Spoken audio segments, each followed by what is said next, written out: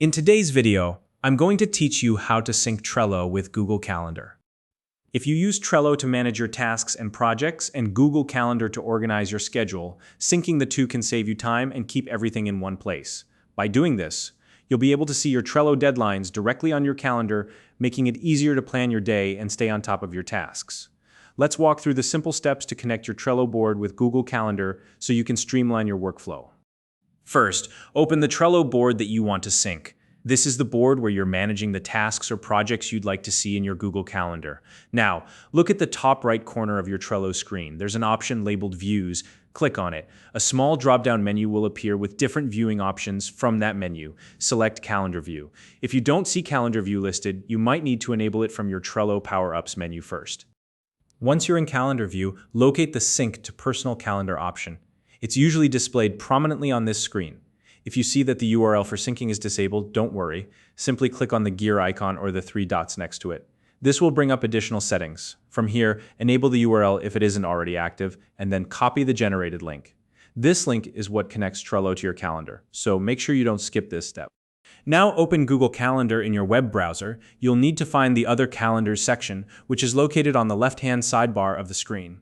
Once you're there, look for the plus icon next to Add Other Calendars and click it. A small menu will appear with several options. Select the one that says From URL. In the field that appears, paste the Trello link you copied earlier. Make sure the link is accurate and complete. Then click Add Calendar to subscribe. Google Calendar will now attempt to fetch the data from Trello.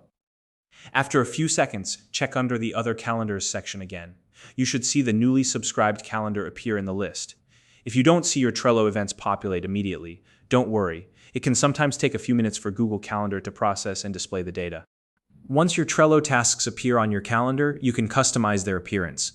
Click on the calendar's name in the Other Calendars section, and from there, you can change the calendar's color to something that stands out or matches your preferences.